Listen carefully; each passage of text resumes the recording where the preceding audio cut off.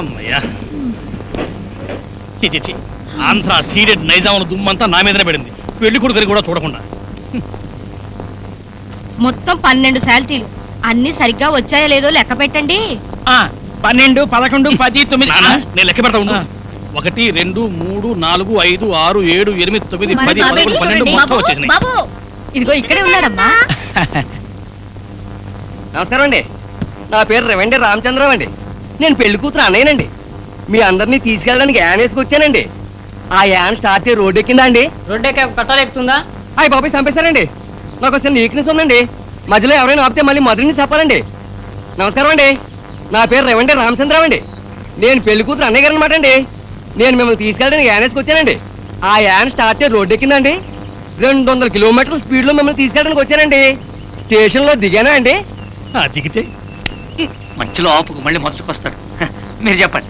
నేను మళ్ళీ మొదటి నుంచి చెప్పాలండి. అవసరం లేదులేండి, వ్యాన్ లో వెళ్తూ మాట్లాడుకున్నాం. మీరు పరిచయాలు కూడా వ్యాన్ లో వెళుతూనే చేసుకున్నాం. అలాగండి, రండి బయలుదేరదాం.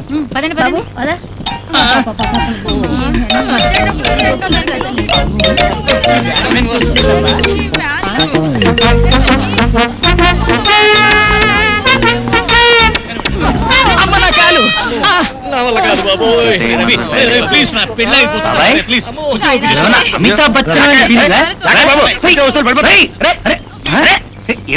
నేను తొయ్యను.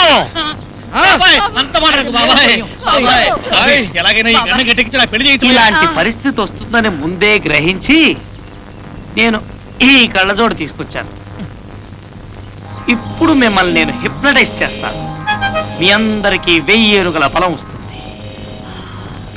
మీరందరూ నా కళ్ళల్లోకి సూటిగా చూడండి. సూటిగా. మీలో అలచడ పోతోంది, పోతోంది. మీకు 1000 ఏనుగుల బలం వస్తోంది, వస్తోంది, వస్తూనే ఉంది. ఇప్పుడు మీరు తోస్తారు, బాగా తోస్తారు, బలంగా తోస్తారు, బీభత్సంగా తోస్తారు, పరమ దరిద్రంగా తోస్తారు.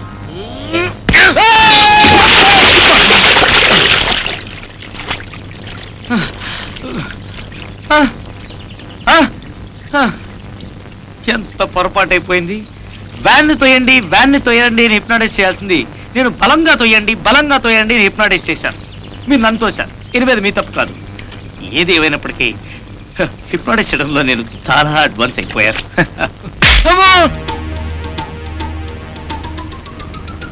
నేను వద్దన్న సంబంధం చేసుకుంటాడా వీడు? చూస్తాను, ఎలా చేసుకుంటాడో నేను చూస్తాను. ప్రయాణం అది బాగా జరిగిందా? ప్రయాణం బాగా జరిగింది, అది బాగా జరిగింది. తోసుకుంటూ వచ్చాం. బాబాయ్ నువ్వు తగ్గు. అదిగో మీ అల్లుడు. నేనే శంకర్రావుని. నువ్వు ఊరుకోరా. ఇక్కడే నిల్చోబెట్టి మాట్లాడతారా? విడిదింటికి తీసుకెళ్తారా? మంచోరే. ఏం మంచారే, లోపలికి తీసుకెళ్ళవమ్మా. చాలా అర్జెంట్. 2 లీటర్స్ పైన ఉంది స్టాక్.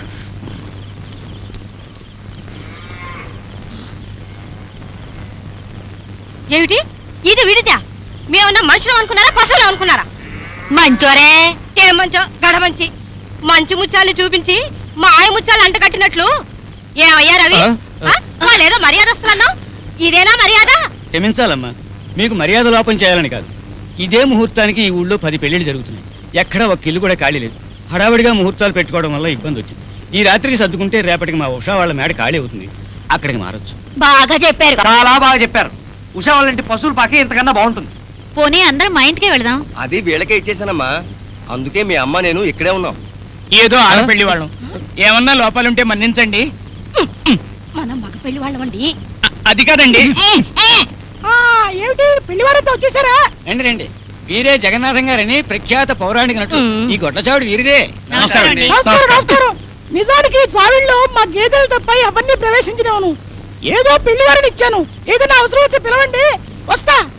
రారా దుశ్శాసనా, రా రా. పొద్దుననగా బయలుదేరాం, ఆకళ్ళే చచ్చును. భోజనాలను పెట్టేదుందా? ఈ గడి తినమంటారా? మంచోరే. 5 నిమిషాల్లో అన్ని ఏర్పాట్లు చేస్తాను, మీరు విశ్రాంతి తీసుకోండి. ఒరే పెళ్లివారి సామాన్ లోపల పెట్టండి.